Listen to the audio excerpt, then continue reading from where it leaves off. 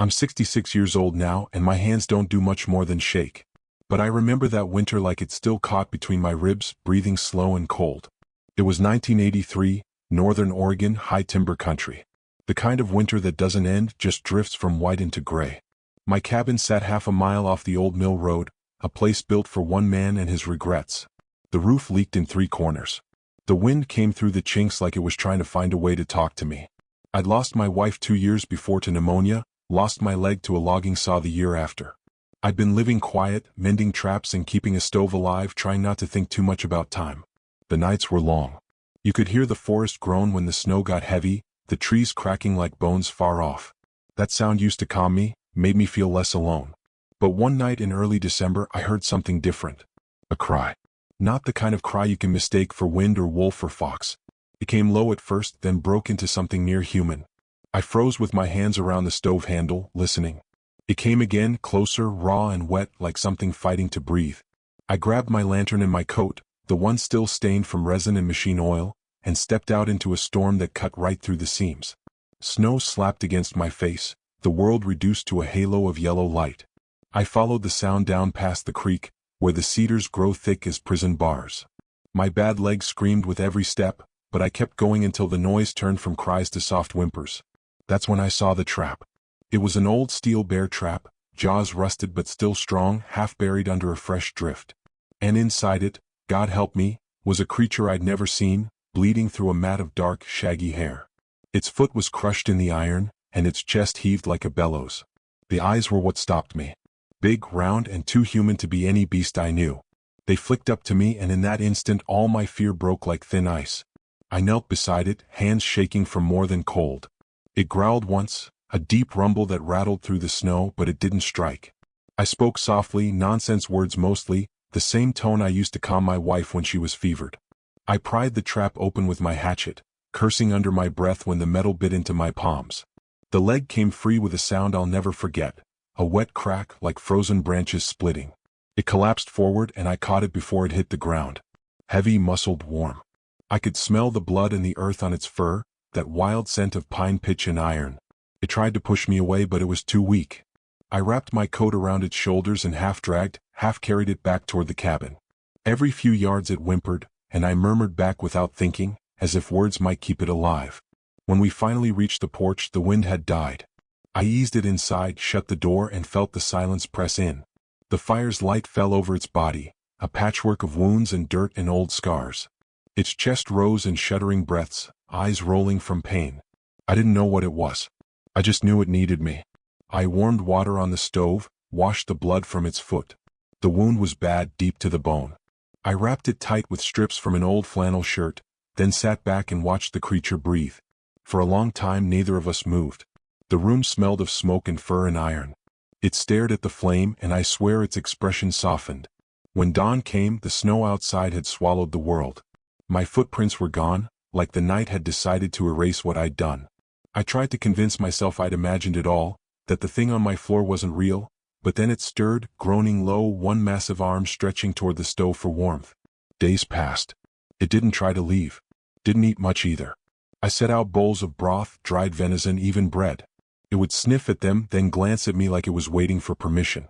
I called it Ash, because its fur caught the firelight in shades of soot and ember. I don't know if it understood, but its eyes followed the sound every time I said it. Outside, the world was still locked in snow. No one came up that way anymore since the mill shut down. I'd spend mornings cutting wood, the rhythm of the axe echoing through the valley, and every time I turned back toward the cabin, I felt eyes on me. Not predatory, just curious. Ash would stand behind the frosted window watching. Sometimes late at night, I'd wake to the sound of movement. Not heavy footsteps, soft ones, deliberate. I'd find Ash crouched by the stove, holding a log, feeding the fire. The first time I saw it do that, I sat up so fast I nearly fell from the cot. It froze, then looked at me. Slowly, carefully, it set the log down, the gesture almost apologetic. I whispered, "It's all right," and meant it. That was the night something shifted between us. I realized I wasn't taking care of a wild thing anymore. I was sharing space with something that could learn, mimic, feel. I began speaking to it more, narrating my days out loud, the way I sharpened knives, how I mended traps, when I checked snares. It would tilt its head, listening. Once, when I burned my hand on the stove, it reached out, tentatively, and touched the same spot on its own palm as if understanding. Weeks turned into months. The snow began to thaw. The river started to run loud again. Ash's leg healed slow but steady. It walked with a limp, same as me. Sometimes we'd sit outside together at dusk, watching the mist roll off the pines. It would hum low in its chest, a sound somewhere between sorrow and comfort. I found myself humming back. I didn't tell anyone. Couldn't. Men from town already talked about shadows in the hills, missing dogs, tracks they couldn't explain. If they knew what I had hidden up here, they'd bring guns. I'd seen what fear makes men do. I'd done some of it myself back when I still swung an axe for a living. So I kept quiet. But secrets have weight. They settle in your bones. I started dreaming of men with flashlights, of blood on snow, of Ash calling for me in that broken voice it never used. I'd wake with my chest tight, knowing the forest doesn't keep secrets forever. Then came the night of the search party. I heard them before I saw them. 3 trucks grinding up the trail, headlights bouncing off the drifts. Voices carried through the pines, hunters looking for that damn ape that tore up the camp. My blood went cold. I turned to see Ash standing in the doorway, eyes wide, breath fogging the air. I pointed toward the floorboards beneath the cot. It hesitated, then dropped down, folding its massive frame into the crawl space. I pulled the rug over and sat on it, heart hammering. A minute later, boots hit the porch. Someone pounded on the door. "Evenin', Harold," a voice called. It was Miller from the mill, drunk, shotgun slung on his shoulder. "You seen anything strange up here? Something big?" I kept my voice steady. "Just me and the stove, Miller. Nothing else." He squinted past me into the cabin. The firelight flickered over his face, and for a second, I thought he saw the faint movement beneath my cot. But he only spat, nodded, and turned back into the snow. The trucks rolled off into the night, engines fading until the forest swallowed them whole. I sat there long after they left, listening to my heartbeat echo in the floorboards. When I finally lifted the rug, Ash crawled out, eyes reflecting the firelight. It didn't make a sound. Just reached one huge hand out and touched my chest, right over my heart. I don't know if that was gratitude or fear. Maybe both. But in that moment, I realized something I hadn't before. He wasn't the one hiding from the world. I was. Outside, the wind picked up again, carrying the scent of ash and pine. I remember thinking the storm had ended. But it hadn't. It was only just beginning. The years after that winter settled into me like rings in a tree, quiet, layered, full of things I didn't speak about. By spring of '84, Ash was walking again, though his limp matched my own. He'd follow me out to the creek while I checked traps, always keeping a few steps behind, his shadow long and silent in the morning mist. Sometimes he'd crouch beside the water, cupping it in his hands, watching the ripples move like he was studying the world's language. I started talking to him more, not expecting words back, just needing to hear something human in the stillness. We built a rhythm, the kind only 2 lonely souls can share. He'd split firewood while I mended gear. He'd watch me shave, tilting his head as if trying to understand why a man would scrape his own skin. At night, I'd catch him standing by the window, watching the moon hang low over the pines. His breathing would slow, almost reverent. I began to think maybe he prayed in his own way. By that first summer, the woods came alive again. Mule deer on the ridge, owls calling through the dark. But word of the creature hadn't gone quiet. The mill boys talked in town, swapping stories of tracks and shadows, of livestock torn apart. None of it was him. I knew Ash wouldn't hurt a thing. But men like to fill silence with fear. Fear keeps them busy. I stopped going to town altogether. Bought supplies once a month and left cash under the postmaster's door. The fewer eyes on me, the better. Ash learned to stay hidden when engines came near. He knew the sound of a truck long before I did, ears twitching, shoulders tightening. Sometimes he'd slip into the trees before I even heard the tires crunching gravel. I'd pretend I didn't notice, but my heart always climbed into my throat until he returned. The longest he ever stayed gone was 2 days. When he came back, his fur smelled of rain and smoke. I never asked where he'd been. In the fall of '86, a storm rolled through that nearly tore the roof off the cabin. Lightning cracked a spruce clean in half 50 feet from the porch. Ash dragged the logs inside before I could even grab the axe. We burned that tree for the next 2 winters. That night, after the thunder quieted, he sat by the fire, tracing his finger in the soot on the floorboards. He drew 2 figures, one tall, one smaller, and between them a line of fire. Then he looked up at me and let out a sound, low and steady, something that felt like, together. I didn't answer. My throat wouldn't work. The next few years passed like smoke. We aged in the same silence. My hair turned white, his fur silvered near the muzzle. I started coughing that winter, lungs catching every time the cold came down from the ridge. He'd bring me water, his hand cradling the back of my neck like I was the fragile one now. I'd smile to hide the truth, that I didn't expect to see another spring. But somehow I always did. It wasn't all peace. In '89 a pair of government men showed up. Forest Service or something higher, I never learned. They came with clipboards and polite smiles, asking about strange animal sightings near the river. I told them nothing but fishing tales. They left pamphlets about safety, but their boots left deeper prints than they should have. Ash hid beneath the root cellar while they were there, not making a sound. That night I found him outside under the stars, fists clenched, eyes burning with something close to hatred. He knew they'd come for him if they could. After that I started keeping journals, sketches of his face, his hands, the way he mimicked my movements, the noises he made that weren't quite words. I hid those pages in tin boxes and buried them under stones by the creek. It felt wrong to trap him in ink, but I was terrified the world would forget what he was: gentle, intelligent, kind. The world never remembers gentle things for long. By 1992 he'd grown restless. Sometimes at night I'd wake and find him gone. I'd follow his tracks through the dew, always leading to the ridge that overlooked the valley. He'd sit there till dawn, watching the forest breathe. I think he missed something I couldn't give, his own kind. Once I tried to follow him further, but he turned, eyes filled with something like warning. You wanted me safe. You always had. That spring I slipped on ice near the creek and broke my arm. The pain was blinding. I remember lying there, face pressed to the mud, thinking I wouldn't make it back. Then I heard him calling, a sound like thunder drawn into a single breath. He lifted me with such care it nearly broke me in half from the inside. For 3 days he stayed by the bed, feeding me broth from a tin cup, cooling my forehead with wet moss. It was the same tenderness I'd once given him. Kindness passed back and forth like a fire that refused to die. Years turned to decades. The forest grew thicker. The cabin leaned deeper into the earth.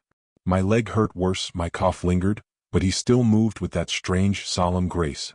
The only thing that aged him was the eyes, tired now, soft, knowing. Sometimes he'd touch the flannel scar on his leg, the same wound I'd mended years ago, and look at me like remembering hurt. By '99, wildfires started creeping closer each summer. Smoke turned the sunsets into blood. I tried to convince him to move higher into the mountains, but he wouldn't leave me. The heat got worse day after day until the sky itself looked sick. One evening ash began to fall, real ash, black and soft, covering everything in silence. The air smelled of pine sap and sorrow. That was the last time I saw him clearly. He stood at the edge of the ridge, the fireline glowing behind him. His silhouette wavered in the smoke, massive and human all at once. I called out, voice cracking, but he didn't turn. He just lifted one arm, slow and deliberate like a farewell. Then he vanished into the smoke. The forest burned for 3 weeks straight. I stayed in the cabin, coughing black dust, praying to anything that would listen. When the rain finally came, it hit the roof like forgiveness. I went searching after, combing through the wreckage, calling his name until my voice failed. Nothing. Just prints that ended in mud and a faint smell of charred cedar. I buried what was left of our life. The journals, the tools, the flannel I'd used on his wound. The government came again, helicopters this time, combing the hills. They called it environmental recovery, but I knew better. They were looking for evidence. Proof. Monsters. They found nothing. The forest keeps what it loves. Years later, long after the mill shut down for good, I started hearing rumors again. Hikers speaking of shapes in the mist, low calls that echoed through the canyons. Sometimes I'd catch sight of something tall at the treeline while I split wood just beyond the fog. My heart would seize, hoping it was him. But I never saw more than a shadow. Maybe that's all he wanted to be, a story in the mist, safe and forgotten. I lived like that for another 20 years. The seasons turned over and over, each one quieter than the last. My hands grew stiff, my eyes dimmed. I'd sit by the window with a cup of tea gone cold, watching the same ridge where he'd disappeared. Every night, the forest would breathe and I'd swear I could still hear his hum on the wind, a deep, low sound that felt like home. I told myself he found peace somewhere out there. Maybe a mate. Maybe a family. It was easier to believe that than to think of him dying alone. But the truth is I never stopped waiting. Every winter storm that rolled in, every set of prints I saw half buried in snow, I hoped. And then, last December, something shifted in the air. The woods grew too quiet. The birds stopped singing for days. I felt it before I saw it, something stirring, old and heavy, coming back through the trees. That was when I knew the past wasn't done with me. Something out there still remembered. Something that had waited just as long as I had.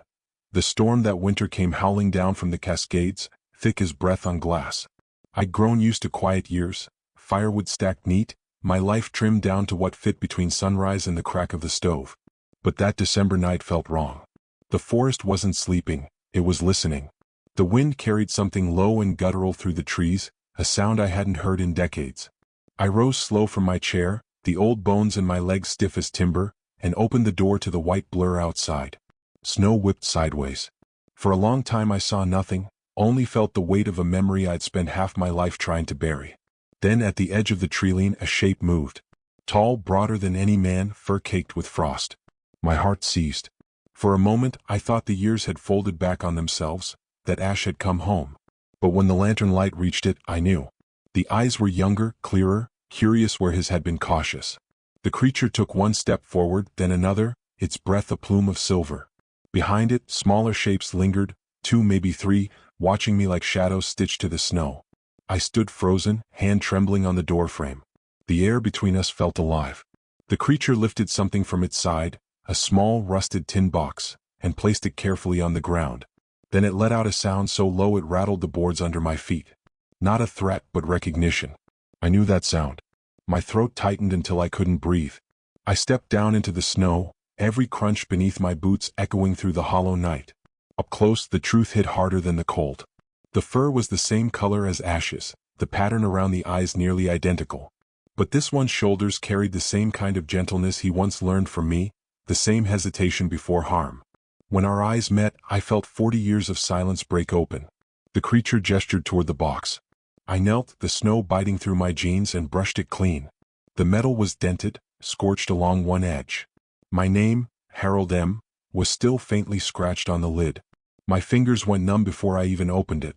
Inside lay 3 things: a folded scrap of flannel stiff with dried blood, a smooth gray stone shaped like a heart, and a tuft of fur gone white with age. I knew that flannel. It was the one I'd torn to bind Ash's wound the night I found him. The one I'd buried with my journals when the fires came. Somehow this creature, his kin, his blood, had found it and brought it back. I couldn't speak. My throat worked around words that never came. I wanted to say his name, to thank him, to tell him I'd never stopped waiting. Instead I just pressed my hand to my chest, the only language I had left. The creature mirrored the gesture, palm open over its heart. Behind it, one of the smaller ones stepped forward, a youngling barely half its height, fur still patchy and soft. It stared at me with the same amber eyes I'd seen blinking under my lantern in 1983. A sound slipped from me, half laugh, half sob. I realized then what Ash had done. He'd remembered the place where a man once gave him shelter, remembered it well enough to bring his own kin here. I'd spent 40 years fearing I'd kept him from the life he was meant for. But looking into that youngling's face, I knew I hadn't stolen him from his kind. I'd helped him find the kind of world that could still trust a human hand. The snow thickened around us. The forest creaked under its weight. The creature, Ash's heir, maybe his son, reached out one massive arm, not toward me but toward the cabin. I turned, and for the first time I saw my home through another's eyes. The sagging roof, the smoke curling from the chimney, the faint glow spilling through the cracks. It looked small, human, fragile, but alive. He took one step closer, inhaled deeply, then exhaled a sound so soft it felt like a sigh. He was remembering, or maybe saying farewell. Either way, I understood. I stepped back, giving him space. The young ones behind him shifted restlessly, their breath weaving like mist around their faces. The wind caught the treetops, scattering snow in glittering sheets. I blinked, and for a heartbeat, the clearing blurred into light and movement, a vision of another winter long gone. Ash bent over the fire, his hand on my shoulder, his low hum filling the silence. The present returned like a sting. The creature turned to go. It paused once, looking over its shoulder. I felt that look like a hand pressed against my heart. It was the same look Ash had given me the night he disappeared into the fireline. One of trust, gratitude, and something deeper, something that didn't need words. Then it vanished into the storm, silent as snowfall, its shape swallowed by the trees. I stood there long after the wind died. The world went still, the kind of still that comes only after something sacred passes through. I took the box inside, set it on the table, and lit another log in the stove. The heat spread slow, the air thick with pine smoke. I unfolded the flannel, touched the edge where his blood had dried. It flaked under my fingers, fragile as memory. The stone caught the firelight, the veins in it glowing faintly red. I realized it was the same kind of rock that lined the ridge where I'd last seen him. He'd carried a piece of home all that time. The night deepened. I sat by the fire, the box open beside me, and listened. At first there was only wind through the rafters. Then, faint but clear, came a low, rolling hum from somewhere beyond the treeline. It was the same sound he used to make while stacking wood, the sound that once lulled me through a fever. I felt tears run down my cheeks before I even knew I was crying. It lasted only a moment, then faded into silence. But I knew what it meant. He was gone but not forgotten. His kind still remembered, still carried his lessons through the cold. I'd spent my life thinking I was the one keeping his secret. But all along he'd been keeping mine, showing his kin that man and beast could share trust once, even in a world that had forgotten how. The fire burned low. My body felt heavy, each breath slower than the last. I leaned back in my chair, eyes half closed, listening for that hum again. The snow outside softened every sound until it felt like the earth itself was holding its breath. I reached for the flannel, laid it across my chest, and smiled. Before sleep took me, I thought I saw movement beyond the window, a tall silhouette watching from the treeline, eyes catching the faint orange of the fire. It didn't move closer, didn't need to. That was enough. The circle was complete.